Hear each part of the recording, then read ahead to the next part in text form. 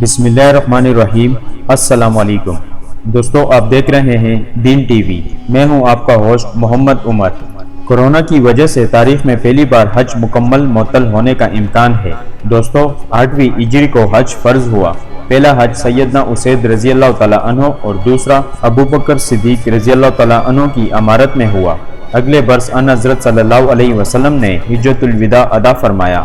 اب تک 1433 بار حج ہوا ہے، کبھی بھی موقوف نہیں ہوا۔ 1930 عیسوی میں کرامتہ کے حملے میں 30,000 حجاج شہید ہوئے، مگر تلواروں کے سائے میں بھی عشاق مناسک ادا کرتے رہے۔ دوستو، حسب روایت چینل پر آنے والے تمام نئے سامعین اور ناظرین سے گزارش کرتے ہیں کہ ہمارے چینل دین ٹی وی کو سبسکرائب کریں اور ساتھ بنے ہوئے گھنٹی کے نشان پر کلک کر دیں تاکہ آپ کو آنے والی تمام ویڈیوز کی اپڈیٹ ملتی رہے۔ کورونا کی عالمی وبا کی وجہ سے اس سال حج نہیں ہوگا۔ دوستو، یہ سوال دنیا بھر میں بسنے والے لاکھوں مسلمانوں کے ذہن میں اس وقت سے بھی پہلے موجود تھا، جب سعودی عرب کی جانب سے مسلمانوں سے سرکاری طور پر کہا گیا کہ وہ رواں سال جولائی میں اس فرض کی ادائیگی کے منصوبے کو روک کر رکھیں۔ دوستو، ڈاکٹر محمد بن صالح بن طاہر نے، جو وزیر برائے امور عمرہ اور حج ہیں، 31 مارچ کو سرکاری ٹی وی الاخباریہ سے بات کرتے ہوئے کہا تھا کہ ہم نے دنیا بھر میں اپنے مسلمان بھائیوں سے کہا ہے کہ صورتحال واضح ہونے تک حج کی تیاریاں روک دیں۔ دوستو، یہ الفاظ فوراً ہی دنیا بھر میں بہت غور سے سنے گئے اور ان پر گفتگو ہوئی۔ سعودی وزیر عمرہ اور حج کے بقول، ہم نے دنیا سے کہا ہے کہ حجاج کرام کی حفاظت اور صحت عامہ کو مد نظر رکھتے ہوئے حج گروپوں کے سلسلے میں جلدی نہ کی جائے۔ دوستو، سعودی عرب کی وزارت صحت نے مکہ اور مدینہ میں کورونا وائرس کے پھیلاؤ پر قابو پانے کے لیے تمام احتیاطی تدابیر اختیار کی ہیں۔ پھر بھی ان دونوں مقدس شہروں میں اب تک کورونا کے 480 سے زیادہ کیسز رپورٹ ہو چکے ہیں۔ دوستو، سعودی حکومت کی جانب سے گزشتہ ماہ اطلاع ثانی عمرہ معطل کر دیا تھا، تمام بین الاقوامی پروازوں کو غیر معینہ مدت کے لیے روک دیا تھا اور مکہ اور مدینہ سمیت متعدد شہروں میں آنے اور جانے پر پابندی لگا دی تھی۔ کورونا کے پس منظر میں حج کو معطل کرنے کا فیصلہ ناگزیر اور غیر معمولی لگ سکتا ہے، لیکن حقیقت یہ ہے کہ گزشتہ صدیوں کے دوران ایسے حالات کے باعث جو حج کا انتظام کرنے والوں کے اختیار سے باہر تھے، حج کی ادائیگی میں خلل اور رکاوٹ پہلے بھی پڑی ہے۔ دوستو، شاہ عبدالعزیز فاؤنڈیشن برائے تحقیق اور آرکائیوز کے ذریعے شائع ہونے والی ایک رپورٹ کے مطابق حج میں پہلی بار تعطل اس وقت ہوا جب 1930 عیسوی میں خلافت عباسی کے خلاف بغاوت کرتے ہوئے 7 اماموں کو ماننے والی اسماعیلی فرقے کی کرامتہ شاخ نے حج کے 8ویں دن حاجیوں پر حملہ کر دیا تھا۔ اس رپورٹ کے مطابق کرامتیان نے، جو اس بات پر قائل ہو گئے تھے کہ حج بت پرستی کا عمل ہے،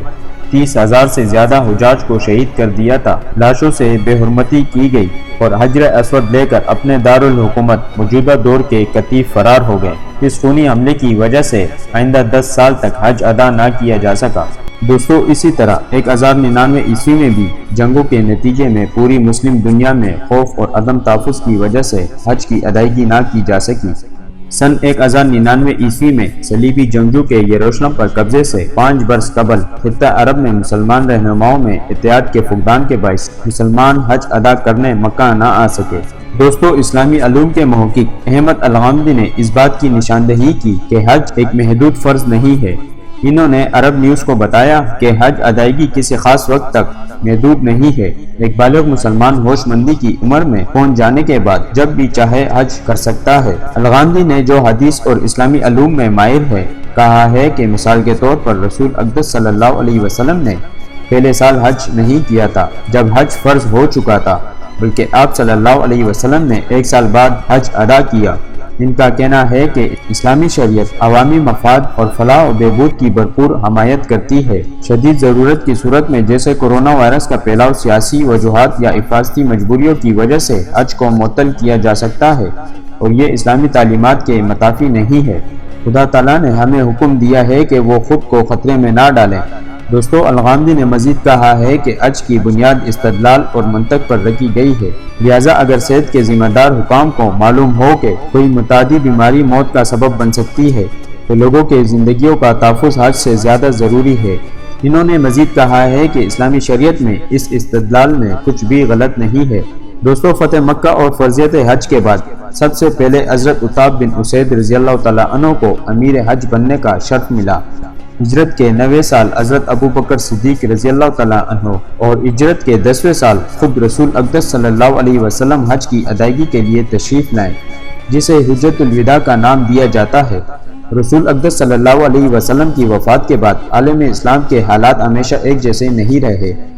دوسری قوموں کی طرح اتار چڑھاؤ تاریخ اسلام کا حصہ رہے، لیکن حالات کتنے ہی ناسازگار کیوں نہ ہوئے، فریضہ حج عمل پہم کی طرح برقرار رہا۔ حالات کے سنگینیوں کے سبب بارہا ایسا ہوا کہ کبھی شام والے فریضہ حج کی ادائیگی سے محروم ہو گئے، تو کبھی عراق والے، کبھی خراسان والوں کے راستے میں رکاوٹیں کھڑی کی گئی، تو کبھی مصری حرمین شریفین کی زیارت سے محروم کر دیے گئے، کبھی اہل مشرق اس سعادت کو پانے میں ناکام رہے، تو کبھی یہ حرمہ نصیبی اہل بغداد کے حصے میں آئی۔ 8ویں سال ہجرت سے تاحال 1433 بار حج کا موقع آیا۔ حالات کے نشیب و فراز سے حجاج کی تعداد میں کمی بیشی ہوتی رہی، لیکن کبھی ایک بار بھی ایسا نہیں ہوا کہ فریضہ حج مکمل طور پر معطل ہوا ہو اور کسی ایک شخص نے بھی حج ادا نہ کیا ہو۔ فریضہ حج عظیم الشعائر اسلام سے ہے۔ دوستو، وبا کا اندیشہ، دشمن کا خوف، اسلامی حکومتوں کے باہمی تنازعات اور دیگر اسی قسم کے امور حجاج کی تعداد پر اثر انداز ہوتے رہے، لیکن حج کا مکمل معطل کبھی نہیں ہوا۔ حجاج کرام کرامتا کی تلواروں سے کٹتے رہے اور طواف ادا کرتے رہے۔ ان کی اکثریت 30,000 حرم شریف کے اندر ہی جام شہادت نوش کر گئی، مگر حد الامکان جذبہ عشق سے لبریز حجاج مناسک کی ادائیگی کی کوشش کرتے رہے۔ اس حوالے سے کئی ایمان افروز واقعات کتب تاریخ کا حصہ ہے۔ دوستو، 357 ہجری مطابق 968 عیسوی میں ایسی وبا پھیلی کہ چند لوگوں کے سوا کوئی شخص مکہ تک نہیں پہنچ پایا، اور جو پہنچے ان کی بھی اکثریت حج کی ادائیگی کے بعد اس دنیا سے چل بسی، لیکن موت کا خوف حج کی ادائیگی میں رکاوٹ نہیں بن پایا۔